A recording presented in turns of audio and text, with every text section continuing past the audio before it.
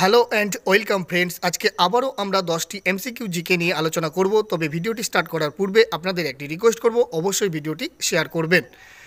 মস্তিষ্কের ক্ষুদ্রতম গঠনগত ও কার্যগত একক কি? মেন্টন, ডেনড্রন, অ্যাক্সন না নিউরন?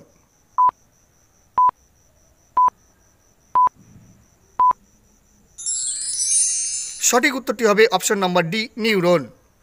মানব মস্তিষ্কের কোন অংশ লিটল ব্রেন নামে পরিচিত? Cerebrum, cerebellum, thalamus, hypothalamus?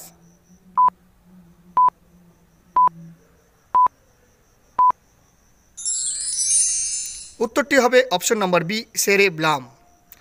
মানব মস্তিষ্কের সবচেয়ে বড় অংশ কোনটি? সেরেব্লাম, সেরেব্রাম, মেডুলা অবলঙ্গাটা, মধ্য মস্তিষ্ক?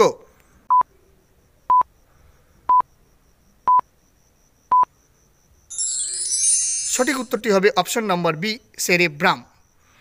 পিনিয়াল গ্রন্থি কোথায় অবস্থিত? লিভার, মস্তিষ্কে, কিডনিতে না জরায়ুতে?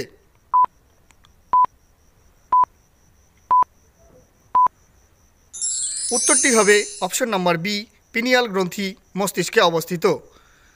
সোডিয়াম পাম্প কোথায় কার্যশীল থাকে? পেশি সংকোচনে, হৃদস্পন্দনে, স্নায়ু সংকোচনে না কোনোটি নয়?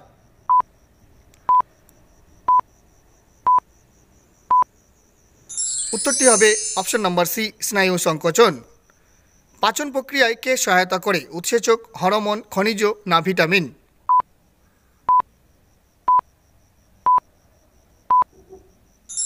উত্তরটি হবে অপশন নাম্বার এ, উৎসেচক। জিভের কোন অংশে টক স্বাদ অনুভূত হয়? অগ্রভাগ, পশ্চাৎভাগ, মধ্যভাগ না উভয় পার্শ্বভাগ?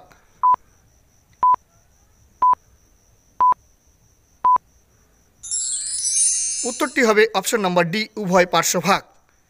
পরজীবী কোলকৃমি মানবদেহে কোথায় দেখা যায়? ক্ষুদ্রান্তে, বৃহদন্ত্রে, যকৃতে না পাকস্থলীতে?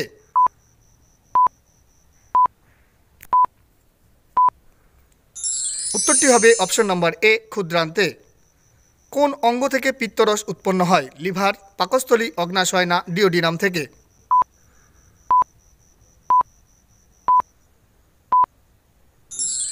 উত্তরটি হবে অপশন নাম্বার এ, লিভার থেকে।